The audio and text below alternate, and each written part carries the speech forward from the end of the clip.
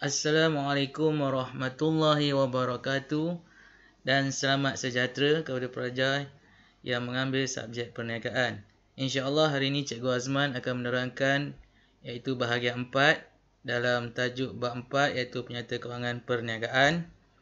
Okey, apa yang akan dipelajari? Bab 4 penyata kewangan perniagaan. Hari ini Cikgu akan terangkan bahagian 4 iaitu mentafsir penyata kewangan menggunakan nisbah asas. Okey, untuk makluman para pelajar semua, okey, para pelajar boleh buka buku teks. Okey, cikgu telah ringkaskan. Okey, nisbah asas terbahagi kepada 3. Nisbah asas terbahagi kepada 3. Nisbah asas terbahagi kepada 3. Yang pertama, analisis nisbah untung. Yang kedua, analisis nisbah kecairan. Yang ketiga, analisis nisbah kecekapan. Okey, para pelajar. Di sini, yang pertama, analisis nisbah untung. Cikgu dah buat ni sebagai peringatan kepada para pelajar, iaitu ada 4. Iaitu peratusan margin untung kasar, peratusan margin untung bersih, peratusan untung tokokan, peratusan pulangan atas modal. Okey, jadi analisis nisbah untung ni kebanyakannya yang 4 ni untuk mencari peratusan. Boleh para pelajar? Ada berapa analisis nisbah untung? Ada 4. Okey, seterusnya. Analisis nisbah kecairan. Analisis nisbah kecairan ada satu sahaja para pelajar, iaitu nisbah semasa. Okey. Ada berapa para pelajar? Satu sahaja, iaitu nisbah semasa. Okey, seterusnya, analisis nisbah kecekapan terbahagi kepada 2 para pelajar, iaitu pusing ganti stok dan kedua pusing ganti aset. Okey, boleh para pelajar? Nisbah asas. Okey, terbahagi kepada 3, analisis nisbah untung, analisis nisbah kecairan, analisis nisbah kecekapan. Okey, seterusnya. Cikgu akan terangkan 4 analisis nisbah untung. Okey. Yang pertama para pelajar, jenis nisbah. Cikgu dah pecahkan kepada jenis nisbah, penerangan setiap nisbah dan formula.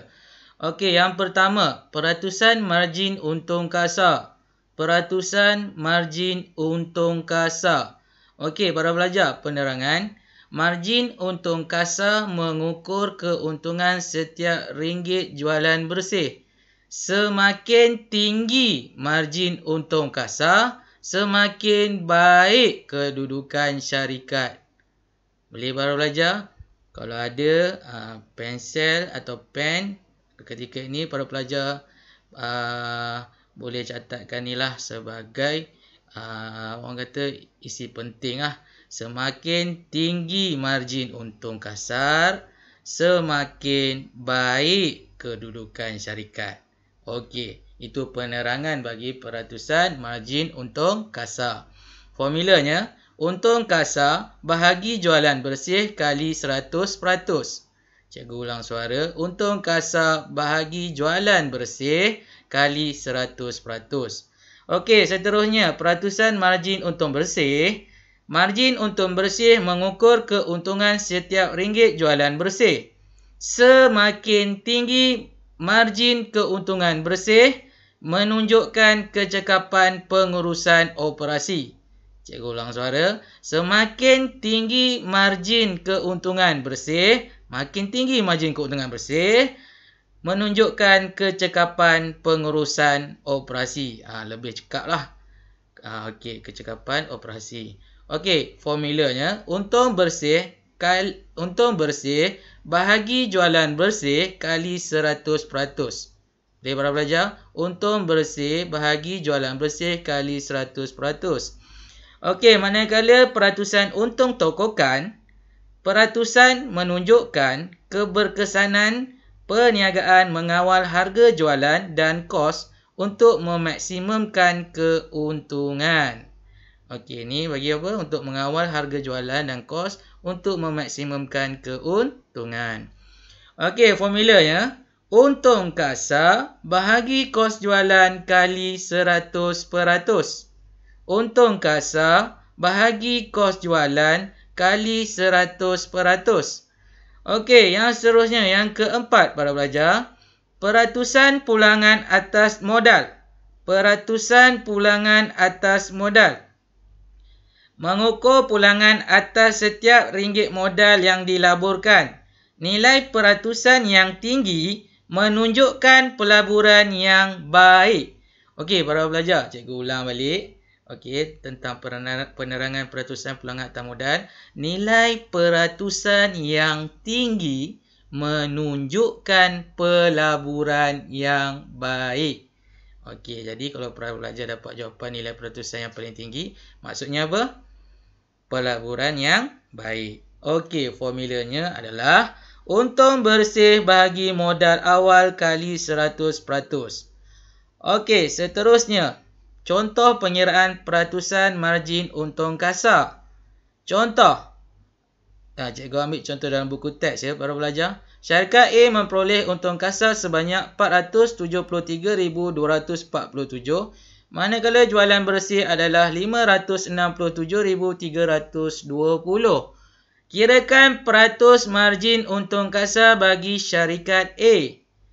Peratusan margin untung kasar, ni formula. Untung kasar bagi jualan bersih kali 100%. Ni cikgu dah buat ni, highlight ni para pelajar hafal. 473,247 bahagi dengan 567,320 kalikan dengan 100%. Bagi setiap RM RM1, jualan bersih, untung kasar yang diperoleh ialah 83.4 sen. Ini tafsiran nisbahnya para pelajar. Ini ayatnya. Ayatnya, bagi setiap RM1 jualan bersih, untung kasar yang diperoleh ialah 83.4 sen. 83.4 sen ni je lah pelajar akan tukar. Okey, ayatnya pelajar boleh hafal sama sampai ialah. Boleh para pelajar? Dapat jawapan, pastikan di dalam tafsiran dalam bentuk sen. Jangan tulis peratus. Yang atas ni dalam bentuk peratus. Boleh para pelajar? Okey, seterusnya. Contoh pengiraan peratusan margin untung bersih. Okey, syarikat A memperoleh untung bersih sebanyak 304,084. Manakala jualan bersih adalah 567,320. Kirakan peratusan margin untung bersih bagi syarikat A. Okey. Formula dia para pelajar. Peratusan margin untung bersih bagi jualan bersih kali 100%. Okey, untung bersih kali 100% ni para pelajar cikgu dah buat ni. Untung bersih bagi jualan bersih kali 100%. Okey. 304,084 bahagi 567,320 kali 100%. Pelajar akan dapat jawapan dalam peratus. Jawapan dalam peratus iaitu 53.6%. Okey, bagi setiap ringgit jualan bersih, untung bersih yang diperoleh ialah 53.6 sen. Ini sahaja yang pelajar perlu tukar di dalam ayat tafsiran nisbah ni. Para pelajar boleh guna ayat ni balik. Okey, hafal dan tukarkan jawapan dalam peratus ni kepada sen. 53.6 sen. Okey, seterusnya. Contoh pengiraan peratusan untung tokokan. Contoh, syarikat A memperoleh untung kasar sebanyak 141,800. Manakala kos jualannya adalah 567,320. Kirakan peratusan untung tokokan bagi syarikat A. Okey, formula dia. Untung kasar bagi kos jualan kali 100%. 141,800 bahagi 567,320 kali 100%, para pelajar akan dapat 25%. Okey, taksirannya. Harga jualan barang niaga diperoleh dengan menambahkan, ini para pelajar boleh tukar, ikut jawapan lah. 25% pada kosnya. ayat taksiran para pelajar kena hafal. Okey, ini formula dia, iaitu untung kasar bahagi kos jualan kali 100%. Okey, seterusnya para pelajar, contoh pengiraan peratusan pulangan atas modal. Syarikat A memperoleh untung bersih operasi sebanyak 304,082, manakala modal awal adalah 1,353,807. Kirakan peratusan pulangan atas aset bagi syarikat A. Peratusan pulangan atas modal sama dengan untung bersih bahagi modal awal kali 100%. Okey. 304,082 bahagi 1,353,807 kali dengan 100%, para pelajar akan dapat jawapan dalam peratus iaitu 22.46%. Boleh para pelajar? 22.46%. Okey, bagi setiap RM RM1, modal yang dilaburkan, untung bersih yang diperoleh ialah, ni para pelajar, ikut jawapan di atas, gantikan dengan sen. 22.46 sen. Boleh para pelajar? Seterusnya. Okey, ini adalah formula dia lah. Untung bersih bahagi modal awal kali 100%. Okey, next. Okey, analisis nisbah kecairan para pelajar ada 1. Okey, seterusnya. Cikgu akan terangkan analisis nisbah kecairan ada 1. Okey, namanya adalah nisbah semasa. Nisbah semasa. Penerangan.